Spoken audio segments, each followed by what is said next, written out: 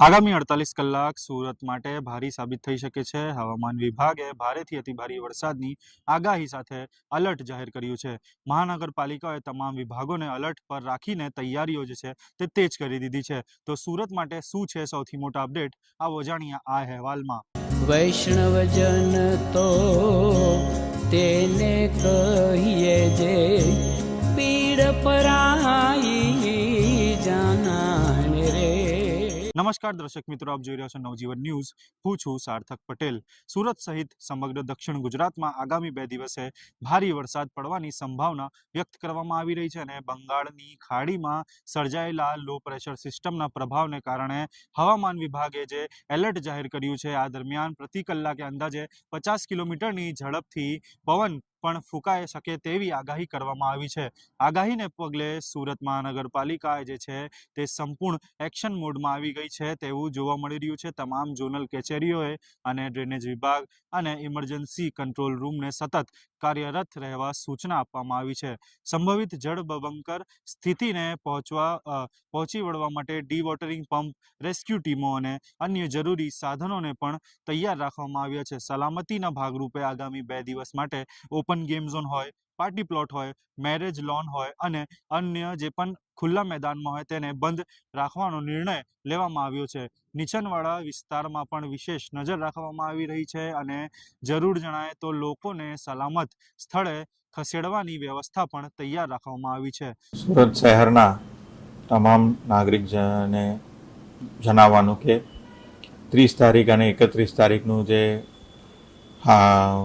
હવા જોરદાર હવા સાથેનું ભારે વરસાદની આગાહી જે આપવામાં આવેલી છે, એના તકેદારીના ભાગરૂપે સુરત મહાનગરપાલિકાની ટીમ, જિલ્લા કલેક્ટરશ્રી અને પોલીસ કમિશનરશ્રીના કચેરીના સંકલનથી પૂરેપૂરું તૈયારીની સ્થિતિમાં આવી ગઈ છે।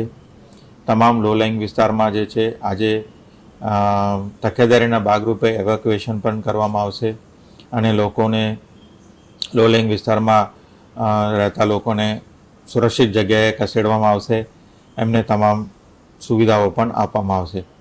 એની સાથે સાથે આ વખતની આગાહીમાં ભારે સ્પીડથી પવન આવવાની પણ શક્યતા છે।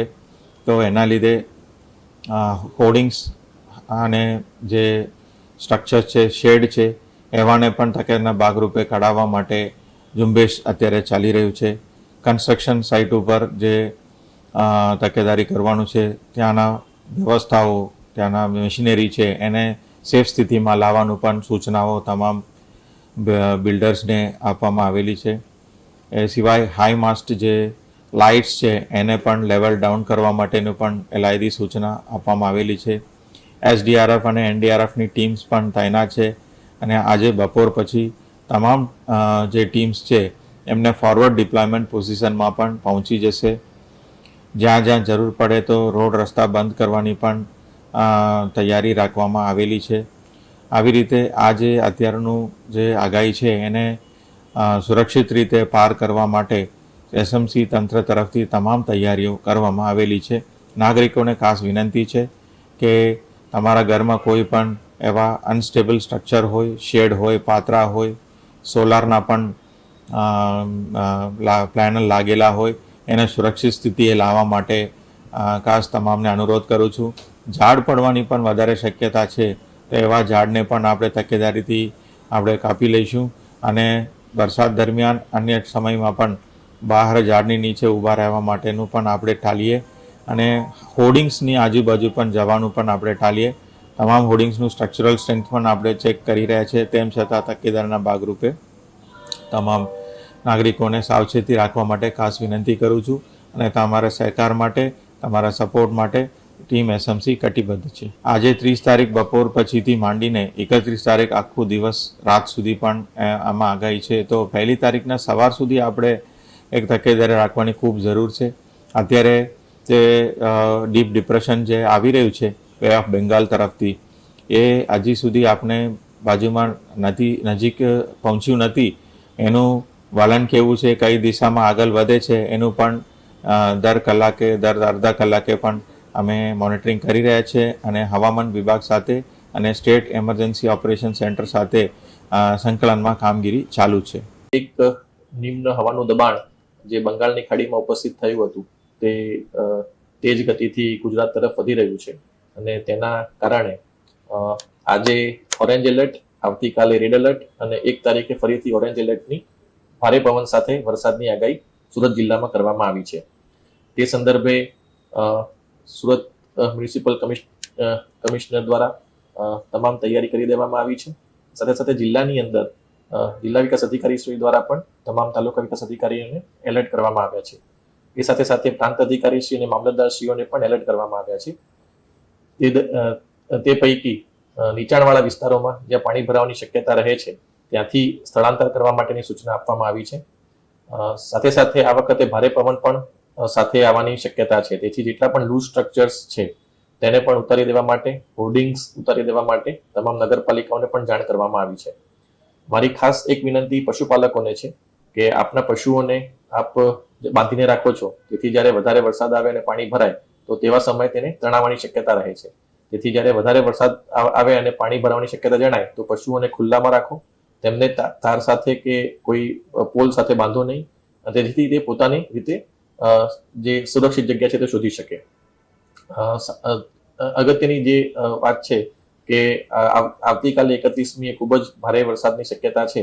તેથી તમામ નાગરિકોને મારી વિનંતી છે કે આપ સતત વેધર વોચ ઉપર નજર રાખતા રહો અને જે પણ IMD નું ફોરકાસ્ટ આવે છે તેને સતત જોતા રહો, જેથી જરૂરિયાત ના હોય તો તેવા સંજોગોમાં આપણે બહાર ના નીકળીએ. એટલે આપણે જે અત્યારે સમગ્ર તંત્ર દ્વારા તમામ તૈયારી કરી દેવામાં આવી છે, પરંતુ નાગરિકોને પણ મારી એ જ વિનંતી છે કે આપ પણ સચેત રહો અને સાવધાની પૂર્વક આપણે આજે 2 દિવસ જે ભારે વરસાદની આગાહી છે તે દરમિયાન કોઈ પણ પ્રકારનો અનિચ્છનીય બનાવ ન બને તેની પણ આપણે સૌ તકેદારી રાખીએ. અત્યારે હાલ આપણે કોઈ જાહેરાત સ્કૂલ અને કોલેજ અથવા એના માટે નથી કરતા, પરંતુ આજે સાંજે જે પ્રમાણે પ્રેડિક્શન ફરીથી આવશે અને જે ફોરકાસ્ટ આવશે તે પ્રમાણે આપણે નિર્ણય કરવામાં આવશે. શેલ્ટર હોમ હોય, પીવાનું પાણી, ભોજન અને આરોગ્ય સેવાઓ જે છે તે પણ પૂરતી તૈયારી જે છે તેની કરવામાં આવી રહી છે. આ ઉપરાંત જોખમી hoardings, signboard, high master light, જર્જરિત ઇમારતો અને જોખમી વૃક્ષો જે છે તેને કાપી પાડવામાં પણ આવી રહ્યો છે અને બીજી વિભાગોને પણ તાત્કાલિક કાર્યવાહી કરવાની સૂચનામાં આપવામાં આવી છે. દરિયાકાંઠા વિસ્તારમાં પણ ચેતવણી જાહેર કરવામાં આવી છે અને માછીમારોને દરિયામાં ન જવા તેમજ દરિયામાં રહેલા માછીમારોને સુરક્ષિત રીતે પરત ફરવા અપીલ કરવામાં આવી રહી છે. સમગ્ર લોકો માટે સાચા અને નિષ્પક્ષ સમાચારનું વિશ્વસનીય માધ્યમ એટલે નવજીવન ન્યૂઝ. ફરી મળીશું નવા અને મહત્વના સમાચાર સાથે. સુરતથી સાર્થક પટેલની રિપોર્ટ.